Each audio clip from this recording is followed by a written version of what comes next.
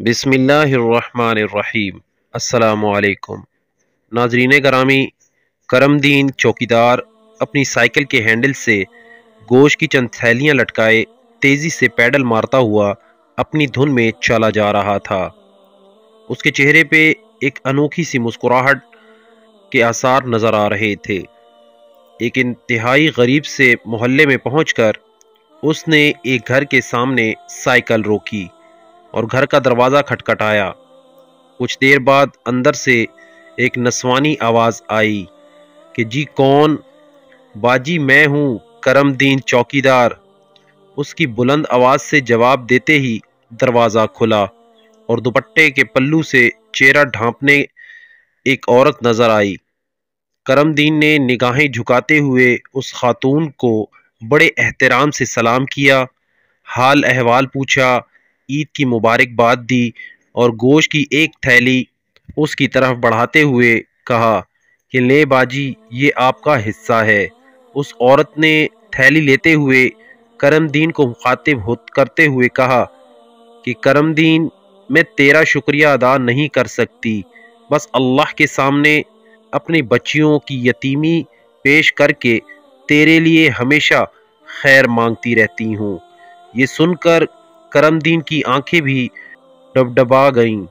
اس نے جلدی سے چہرہ دوسری طرف کرتے ہوئے کہا کہ دیکھ بہن، تجھے کتنی بار کہا ہے ایسی باتیں نہ کیا کر، مجھے اچھا نہیں لگتا۔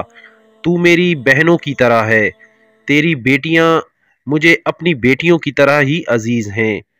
اچھا میں اب چلتا ہوں، مجھے اور گھروں میں بھی ان کا حصہ پہنچانا ہے۔ یہ کہہ کر اس خاتون کا جواب سنے بغیر سائیکل پہ بیٹھا اور جلدی سے آگے بڑھ گیا۔ یہ حاکم علی مالی کا گھر تھا اور یہ خاتون حاکم علی کی بیوہ تھی۔ کرم دین چوکیدار اور حاکم علی مالی ایک بہت بڑے سیٹ کے بنگلے پہ کام کرتے تھے۔ دونوں میں اگرچہ کچھ خاص تعلق نہیں تھا، بس اچھی سلام دعا تھی اور روز آتے جاتے ایک دوسرے کا حال احوال پوچھ لیتے تھے۔ دونوں میں غریبی کے علاوہ ایک بات یہ بھی مشترکہ تھی کہ دونوں کی 4 بیٹیاں تھیں، بیٹا کوئی نہیں تھا۔ ایک دن ایسا ہوا کہ حاکم علی کام پہ نہ آیا۔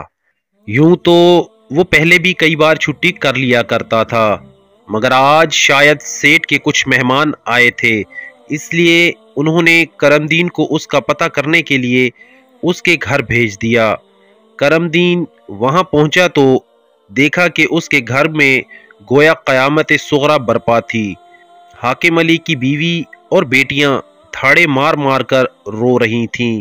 حاکم علی رات کو سویا تو صبح اٹھا ہی نہیں۔ وہ اپنی بیوی اور بیٹیوں کو اس دنیا کے رحم و کرم پر چھوڑ کر ہمیشہ کے لیے سو چکا تھا۔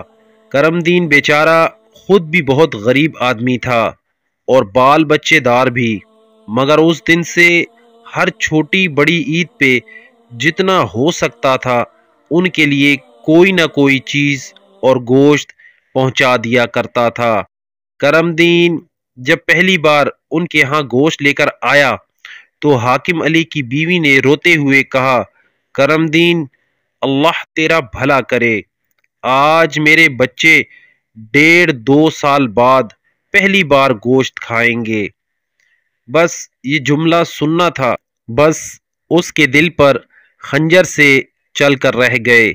بس وہ دن تھا اور آج کا دن کہ وہ ان کے ساتھ ساتھ ایسے 4-5 اور گھروں کی بھی وقتاً فوقتاً مدد کرتا رہتا تھا۔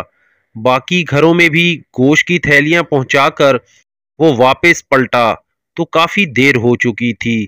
اس نے سائیکل موڑی اور اپنے گھر کی راہ پکڑ لی۔ جیسے جیسے اس کا گھر نزدیک آ رہا تھا، اس کے چہرے پہ پریشانی کے تاثرات بڑھتے جا رہے تھے۔ رستے میں ایک جگہ ایک نلکے پہ رک کر اس نے سائیکل صاف کرنے والا کپڑا بھگو کر ہینڈل پہ لگے گوشت اور خون کے نشانات کو صاف کیا۔ وہ شاید یہ نشانات اپنے گھر والوں سے چھپانا چاہتا تھا اور پھر وہ دوبارہ اپنے گھر کی طرف چل دیا۔ یہ اس کا ہر سال کا معمول تھا۔ کہ وہ صبح سویرے اپنے پرانے دھلے ہوئے کپڑے پہن کر عید کی نماز پڑھنے اپنی کچی بستی سے بہت دور شہر کے سب سے بڑے محلے میں جاتا اور عید کی نماز کے بعد لوگوں کے گھروں سے گوشت جمع کرنا شروع کر دیتا۔ گو کہ وہ ذاتی طور پہ بہت خوددار انسان تھا، کسی کے سامنے ہاتھ پھیلانا اس کے لیے مر جانے کے برابر تھا، مگر حاکم علی کی بیوہ اور یتیم بچیوں کی خاطر وہ یہ کام بھی کر گزرتا۔ وہ دوپہر تک گوشت جمع کرتا اور دوپہر کے بعد ان کے گھروں میں جا کر دے آتا، اور وہ لوگ یہی سمجھتے کہ شاید کرم دین کی اپنی قربانی ہوتی ہے، اور واقعی یہ کرم دین کی قربانی ہی تھی۔ وہ اپنی عزت نفس اور خودداری کے گلے پہ چھری پھیر کر ان کے لیے لوگوں کے سامنے دامن پھیلا کر گوشت اکٹھا کیا کرتا تھا، اور ظاہر ہے اس کے لیے اس سے بڑی قربانی اور کیا ہو سکتی تھی۔ سال سال بعد کرم دین کی بدولت گوشت کا منہ دیکھنے والے یہ کب جانتے تھے کہ خود کرم دین کے گھر سال کے بعد بھی گوشت نہیں پکتا۔ کئی بار کرم دین کے جی میں آیا تھا کہ وہ ایک تھیلی اپنے گھر بھی لے جائے، مگر ہر بار اس کا ضمیر اس کے آڑے آ جاتا اور اپنے بچوں کو یہ گوشت چاہتے ہوئے بھی نہ کھلا پاتا۔ کرم دین کی بستی قریب آ چکی تھی۔ اس نے اپنی آنکھوں کی نمی کو لوگوں سے نظریں بچا کر صاف کیا اور اپنے درد و عالم کو چہرے کے مصنوعی تاثرات سے چھپانے کی کوشش کرتا ہوا اپنی گلی میں مڑ گیا۔ اب اس کے سامنے اس کے اپنے گھر کا دروازہ موجود تھا، جس کے اس پار غربت اور افلاس کا لبادہ اوڑھے اس کی بیوی اور بیٹیاں اس کی منتظر تھیں۔ کرم دین نے کچھ لمحے توقف کر کے دروازہ کھٹکھٹایا۔ اس کی چھوٹی بیٹی نے دروازے کی درس میں سے اپنے باپ کو دیکھ کر دروازہ کھول دیا۔ کرم دین سر جھکائے ہوئے اپنے گھر میں داخل ہو گیا۔ اس نے اسی طرح اونچی آواز میں سب کو سلام کر کے سر اٹھایا تو دیکھ کے حیران رہ گیا کہ اس کے صحن کے بیچوں بیچ کھانے پکانے کے سامان کا ڈھیر لگا ہوا ہے، اور ساتھ ہی ایک تھیلے میں اچھا خاصا گوشت بھی پڑا ہوا ہے۔ کرم دین نے حیرت سے اپنی بیوی کی طرف دیکھا اور پوچھا، یہ سب کہاں سے آیا؟ اس کی بیوی بولی کہ ایک بہت بڑی گاڑی میں کوئی بڑا آدمی آیا تھا، وہ کہہ رہا تھا کہ وہ آپ کو جانتا ہے، اور ساتھ میں ایک چٹھی بھی دے کر گیا۔ میں نے سامان تو اس کے اصرار پہ رکھ لیا، مگر اب آپ کے انتظار میں ہی تھی، اور ساتھ ہی ایک لفافہ کرم دین کی طرف بڑھا دیا۔ کرم دین نے جلدی سے لفافہ کھولا اور اس میں موجود چٹھی پڑھنے لگا۔ سلام دعا کے بعد لکھا تھا کہ یار کرمے، میں تجھے ایک عام سا آدمی سمجھتا رہا، مگر تو بہت بڑا آدمی نکلا، اتنا بڑا کہ تیرے سامنے مجھے اپنے آپ بہت چھوٹا محسوس ہونے لگا۔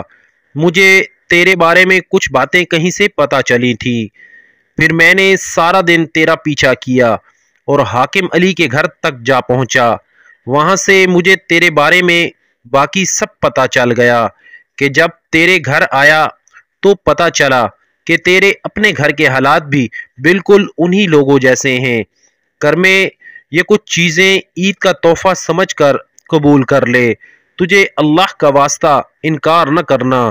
آج سے تیرا اور باقی 5 گھروں کا سارا خرچ میرے ذمے ہوا، باقی باتیں شام کو بنگلے پر کرتے ہیں، اور ہاں آج چھٹی پہ ذرا جلدی آ جانا۔ منجانب تیرا سیٹھ۔ کرم دین کی آنکھوں سے آنسو نکل کر چٹھی کی تحریر بگاڑ رہے تھے، اور اس کی زبان پہ بے اختیار جاری تھا، اللہ اکبر، لا الہ الا اللہ، واللہ اکبر وللہ الحمد۔